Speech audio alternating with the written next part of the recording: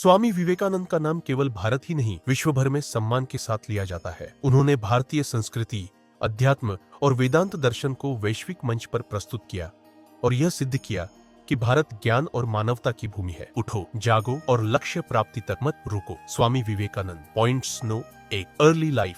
स्वामी विवेकानंद का जन्म 12 जनवरी 1863 को कोलकाता में हुआ। उनका वास्तविक नाम नरेंद्रनाथ दत्त था। वे एक सुसंस्कृत और शिक्षित परिवार से थे। पिता विश्वनाथ दत्त कलकत्ता हाईकोर्ट के प्रतिष्ठित वकील थे, तर्कशील और प्रभावशाली विचारों वाले व्यक्ति। माता भुवनेश्वरी देवी धार्मिक, सरल और आध्यात्मिक प्रवृत्ति की थी। नरेंद्रनाथ के बचपन में ही उनमें तीव्र जिज्ञासा, सीखने की इच्छा और सत्य को समझने की प्रवृत्ति दिखाई देने लगी। वे हर बात के पीछे तर्क जानने में विश्वास रखते थे। सत्य अनेक रूपों में कहा जा सकता है, पर सत्य सदैव एक ही रहता है। Swami Vivekananda. Points no 2। Education. Narendranath ने अपनी प्रारंभिक शिक्षा ईश्वर चंद्र विद्यासागर के विद्यालय से प्राप्त की और आगे प्रेसिडेंसी कॉलेज कलकत्ता में अध्ययन किया। यह वह समय था जब भारत में पश्चिमी शिक्षा का प्रभाव बढ़ रहा था। नरेंद्र ने एक ओर गीता उपनिषद और वेदांत दर्शन का अध्ययन किया, तो दूसरी ओर Herbert Spencer,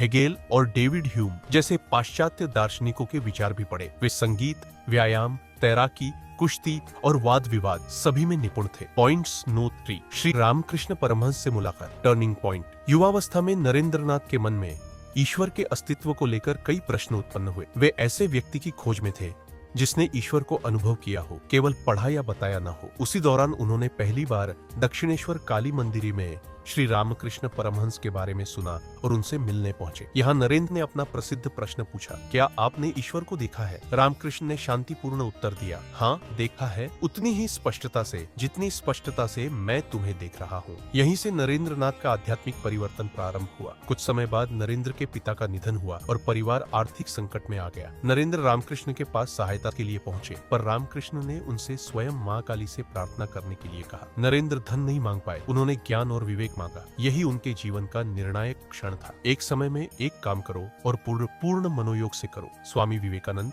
points no 4। Becoming Swami Vivekananda. India travels. 16 अगस्त 1886 को श्री रामकृष्ण परमहंस का देहांत हो गया। इसके बाद नरेंद्रनाथ ने संन्यास ग्रहण किया और नाम रखा स्वामी विवेकानंद। उन्होंने पूरे भारत की यात्रा की और देश की सामाजिक अवस्थाओं को गहराई से समझा। उन्होंने देखा कि भारतीय समाज गरीबी, भय, आत्मविश्वास की कमी और शिक्षा के अभाव से जूझ रहा है। लोग अपनी संस्कृति और ज्ञान को कमतर समझने लगे थे। इसी दौरान उनमें देश को मानसिक और आध्यात्मिक रूप से जगाने का संकल्प मजबूत हुआ। शक्ति जीवन है, निर्बलता मृत्यु है। Swami Vivekananda. Points no 5। Chicago speech 1893। Chicago विश्व धर्म संसद। स्वामी विवेकानंद ने भारतीय संस्कृति और वेदांत दर्शन का प्रतिनिधित्व किया। उन्होंने अपने भाषण की शुरुआत इन शब्दों से की, sisters and brothers of America.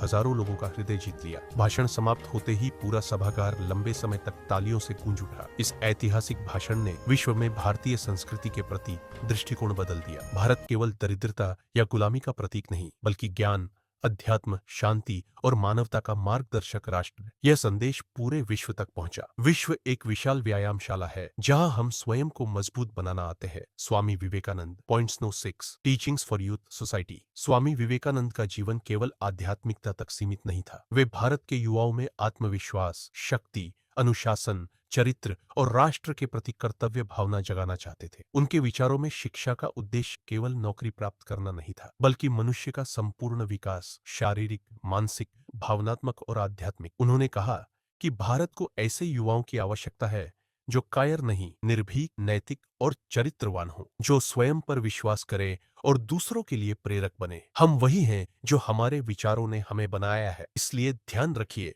कि आप क्या सोचते हैं। Swami Vivekananda. Points no 7। Ramakrishna mission social service. Bharat के उत्थान के अपने संकल्प को साकार करने के लिए 1 मई 1897 को स्वामी विवेकानंद ने रामकृष्ण मिशन की स्थापना की। इस संस्था का उद्देश्य था शिक्षा, स्वास्थ्य सेवा, मानव सेवा, जन कल्याण, आध्यात्मिक और नैतिक विकास। रामकृष्ण मिशन ने देश भर में आश्रम, स्कूल, पुस्तकालय, छात्रावास, अनाथालय और अस्पताल स्थापित किए। इसके माध्यम से विवेकानंद ने मानव में ईश्वर की अवधारणा को व्यवहार में उतारा। यदि ईश्वर की सेवा करनी है तो पहले मनुष्य की सेवा करो। Swami Vivekananda. Points no 8। Vivekananda's last phase philosophy. America और यूरोप की यात्राओं तथा निरंतर कार्य ने उनके स्वास्थ्य पर प्रभाव डाला। फिर भी वे भारत और विश्व के कल्याण के लिए कार्य करते रहे। उन्होंने यह संदेश दिया कि भारत तभी प्रगति करेगा जब भारतीय अपनी महान आध्यात्मिक विरासत को आधुनिक विज्ञान और शिक्षा के साथ जोड़कर आगे बढ़ेंगे। 4 जुलाई 1902 बेलूर मठ। केवल 39 वर्ष की आयु में स्वामी विवेकानंद समाधि में लीन हो गए। उन्होंने कम समय में वह प्रभाव छोड़ा